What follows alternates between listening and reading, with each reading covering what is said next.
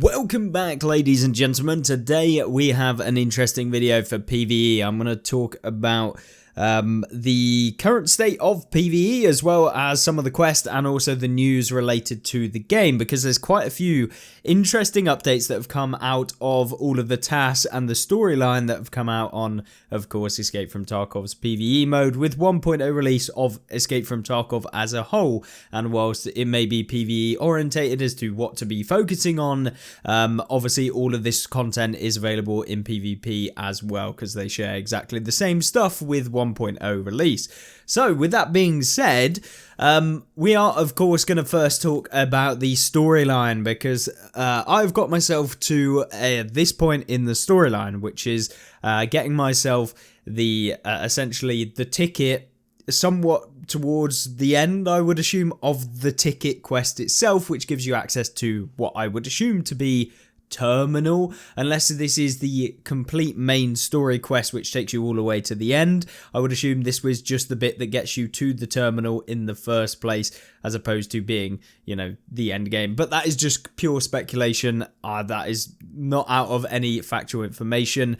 But as far as I've gone ahead and gone through the storyline, my options were to not give the case to Prapor. If you give the case to Prapor, you get access to Lightkeeper early by starting Network Provider, and you have to go through all of the Lightkeeper quests, and then eventually you have to go through them, talk to Lightkeeper, and then you have to hand him over 3 blue labs documents, and then effectively after that, then you get the ability to unlock the case. So it's like an extra time gate, but you do unlock Lightkeeper early compared to having to do it through the campaign. At least that's how it is so far. Maybe later on down the line in this story that I'm going on, maybe you unlock Lightkeeper, but as of right now, that's the path that I've taken by not giving the case to Prapor. And when you don't give the case to Prapor, you keep it for yourself, and you have an option as to whether or not to work for Mr. Kerman,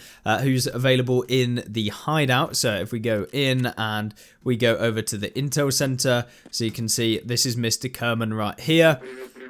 And Mr. Kerman himself gives you his own storyline, quest line type thing, and then you can essentially unlock the case using the workbench, which then gives you the option to continue this quest line.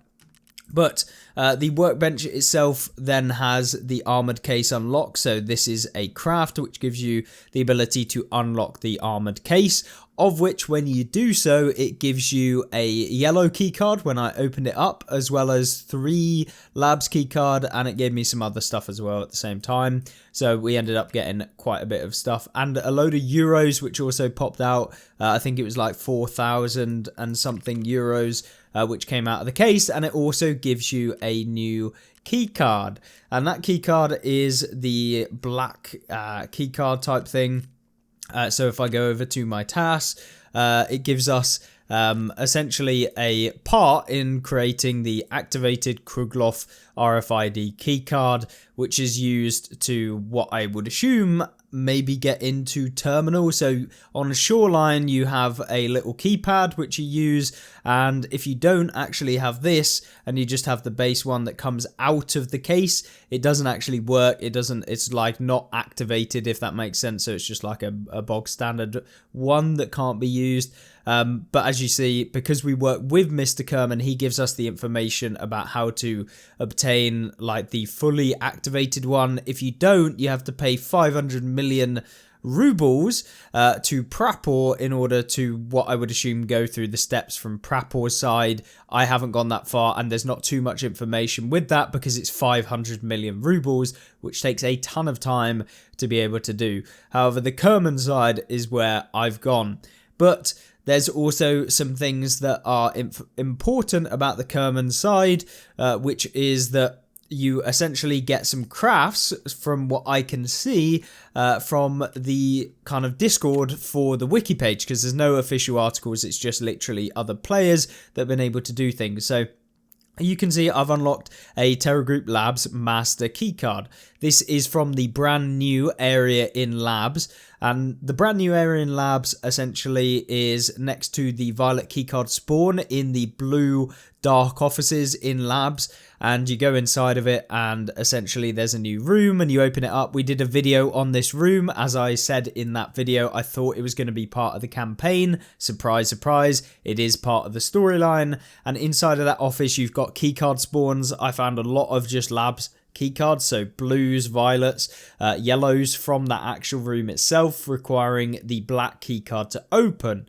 So for those of you wondering, yes, this video is going to include some things as to what you should be focusing on with quests alongside like side tasks that are going to help you out with this as well, because obviously you need a black keycard. They're quite expensive, but we can get one for free. So Terra Group's Labs Master Keycard is what we get from that room. So you open up the safe inside of that room and it spawns bitcoins. I've seen pretty much 1 bitcoin minimum in there every single time, alongside other keycards in there. You can get the Master Keycard in there. You also get intel folders and just general assorted rare loot that comes in that safe once you open it with the black keycard. So every single time you go in that room and open the safe within that room, you use 2 uses of a black keycard. So hence why the prices of black keycards, if we go on to the flea market right now, we should probably just type in labs, and if we go over, where's the black, it is currently for a 10 out of 10, 7.8 million rubles.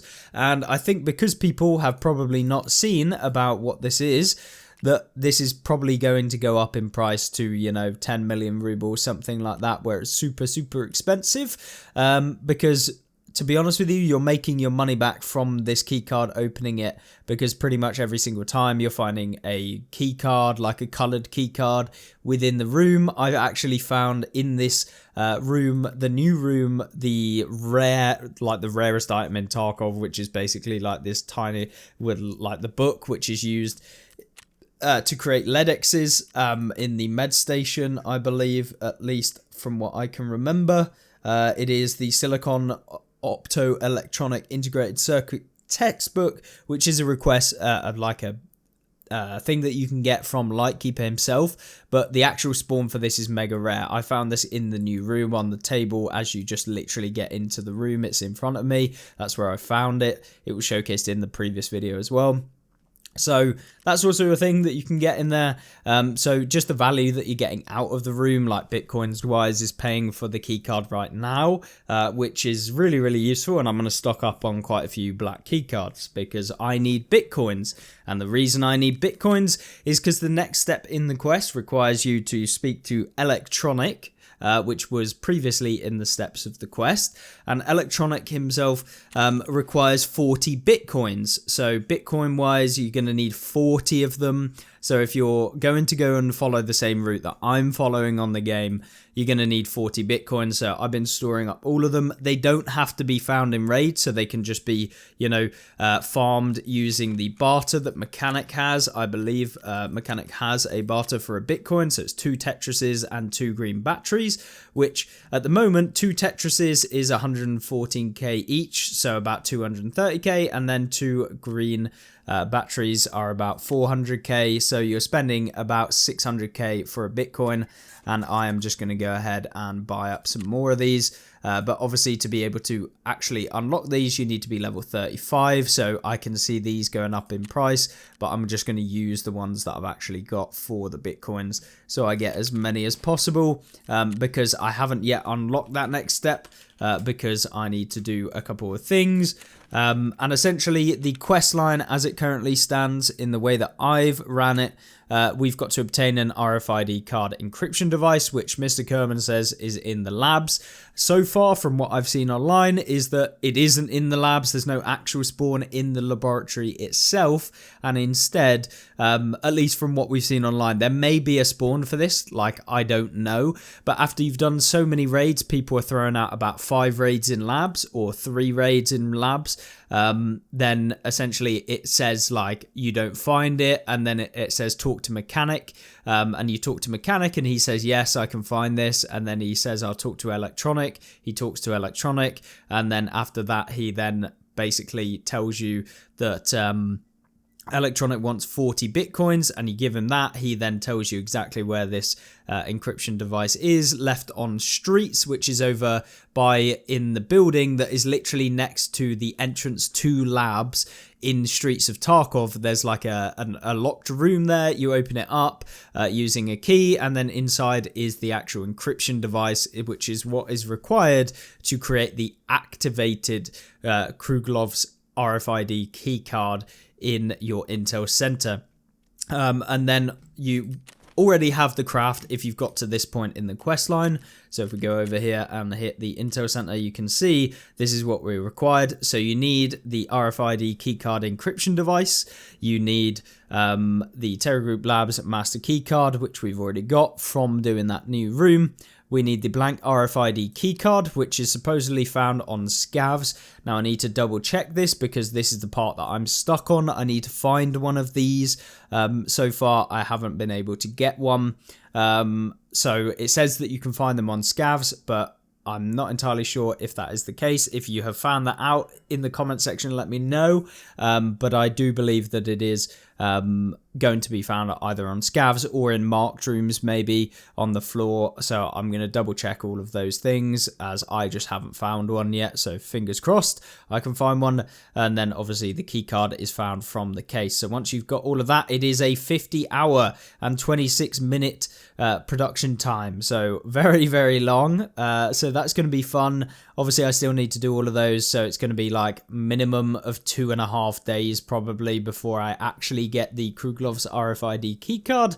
So I'll make a video once I've got to that point and we see what happens. But by that point, maybe people have entered into terminal. So it should be a pretty darn interesting topic for the next video in what I could say is the series of these, where I'm going to be just going through the storyline, letting you guys know the route that I've taken. So the more information that's out there, the better information we're going to have overall. But I'll just let you know on the stuff that I've done and things I've seen online. But one of the biggest important things for this is that I have seen on the old Tarkov wiki Discord that let's just say there seems to be a way to get permanent keycards and labs keycards, so red, blue, green, from what I can see. However, I don't know that this is 100%. It requires a blue folder, as well as a keycard of that same color. So if you've got the red, then it requires a red. It also requires a little flash drive, which I believe is actually the encryption device, this thing. I believe it is this same thing. I'm not 100%, but it looks like that. But essentially, yeah, it looks like you might be able to turn in your 1 out of 10 use red keycard into making a fully fledged red keycard, for example. I don't know. It could just be a quest step that is to create those. I'm not entirely sure. It doesn't seem like we've got too much info on that side, but that is a potential thing that may actually happen with these quests, because yeah, I mean, that would be massive for running labs and generally making it even more of a farm. But talking about things that are going to benefit you, let's hop on over to some of the quests that you should be focusing on as like side tasks to the main story, because there's some pretty big ones that are coming about, but I'll let you guys know which ones you should be focusing on, at least from my standpoint and experience of playing 1.0 and the story of 1.0, if that is your focus. So the first quest line that you should try and complete as quickly as possible is doing colleagues quest line. So the chain of quests for colleagues. So colleagues part 1, part 2 and part 3. Now you don't have to do this, but if you do this, it's going to save you a ton of time and money. So you're probably at the stage where maybe you haven't got this quest quite yet, because I've played way too much of the game since release.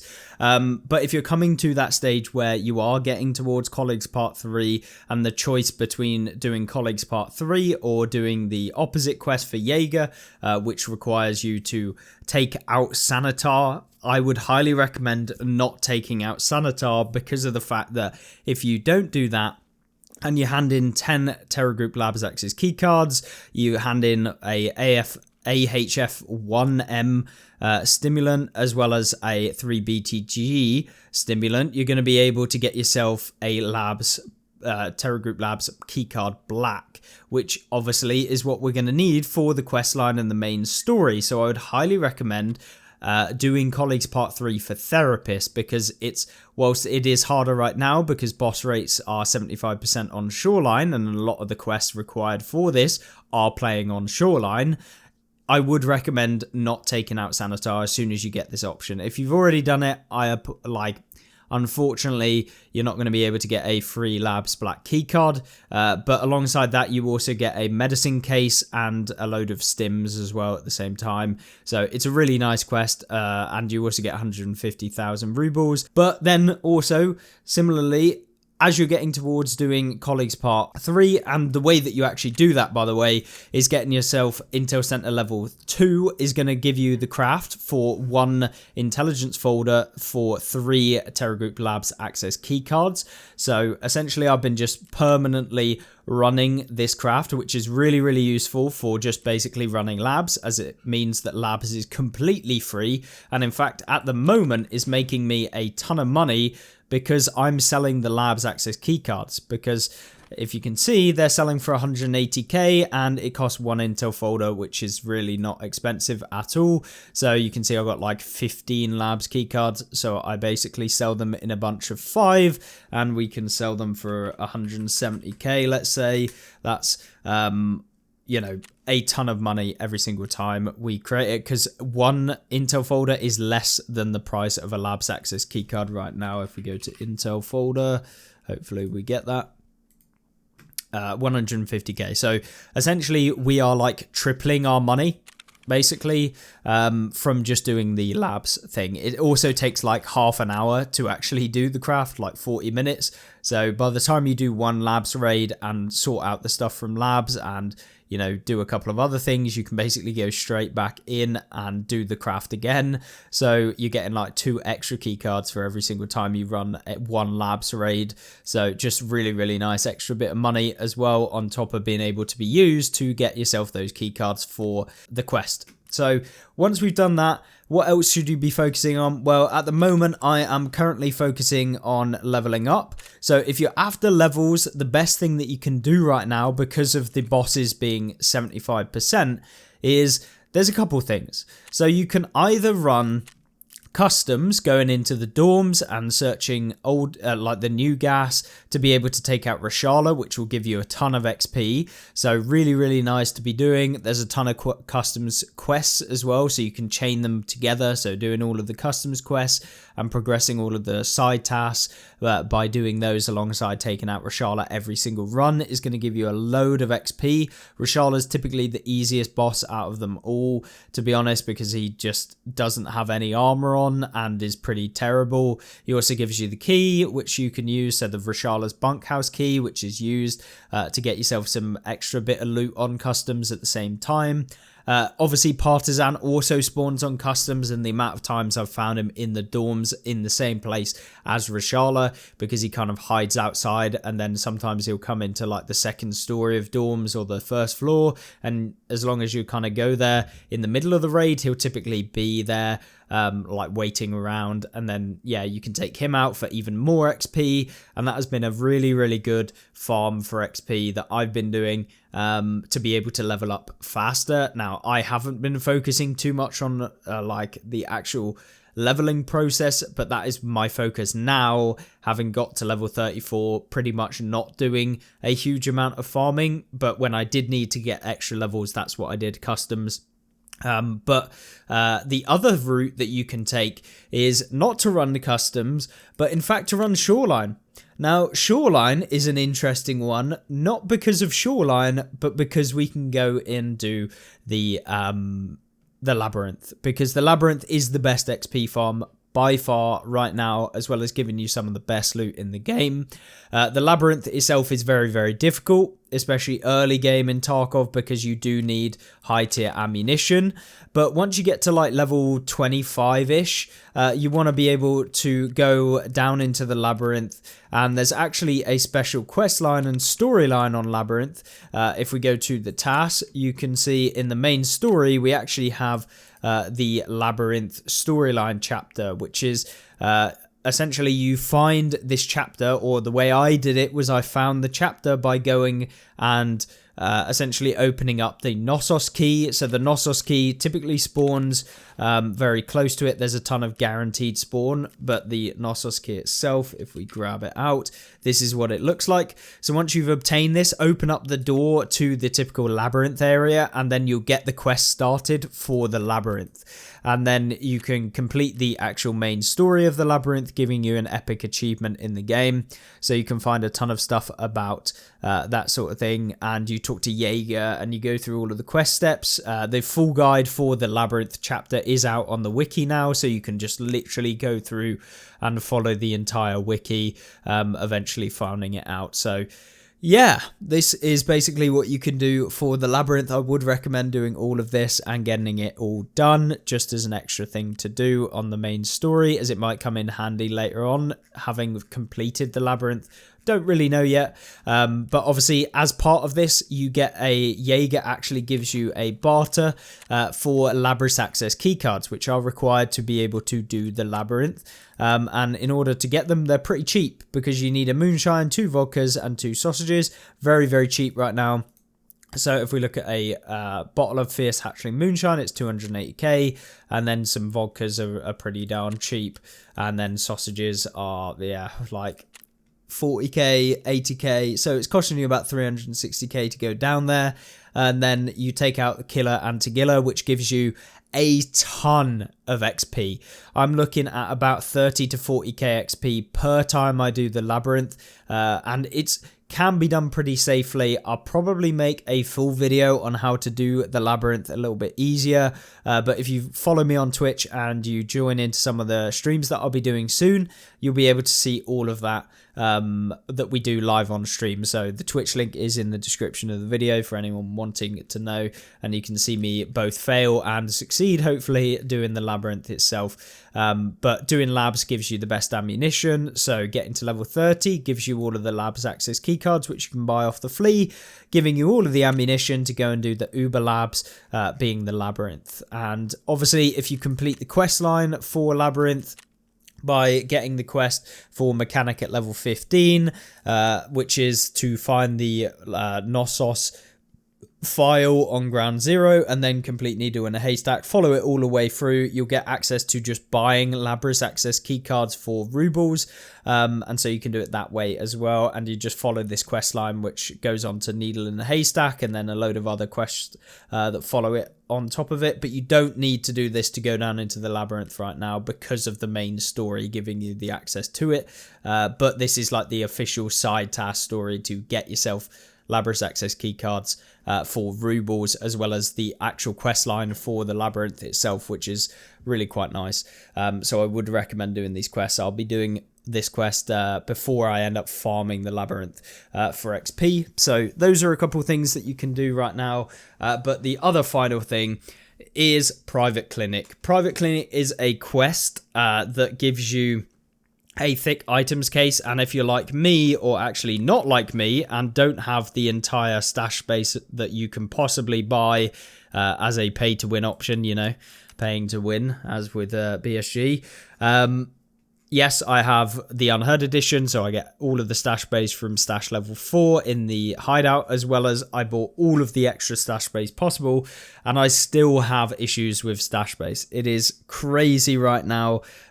So if you need to be able to essentially get yourself some more stash base, the Thicc items case comes in massively clutch, and Private Clinic, which requires you to get to level 35 and to complete Healthcare Privacy Part 4 to be able to unlock it. So essentially level 35 and doing the Healthcare Privacy parts up to level 4 will give you access to Private Clinic at level 35, and then you get yourself a Thicc items case once you complete it. All you need to actually do this is to hand over an ophthalmoscope from raid, so it has to be found in raid, as well as a found in raid LEDX, which if you watch yesterday's video as of the update of this, that there is a LEDX that you can find on Shoreline very, very easily. Like, it's quite easy to actually farm the LEDXs right now on Shoreline, not on Shoreline, on Interchange, sorry. So yeah, it is really, really overpowered right now,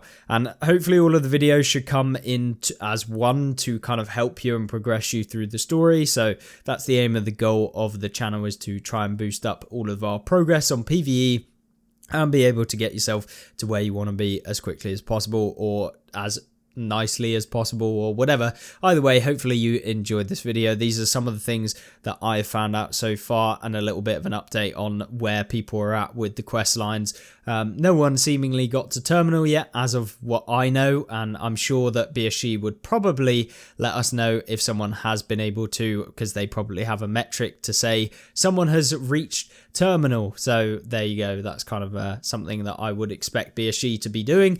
But either way, thank you very much for watching. I appreciate all your support and love and everything in between. And I will see you guys in the next video. Goodbye.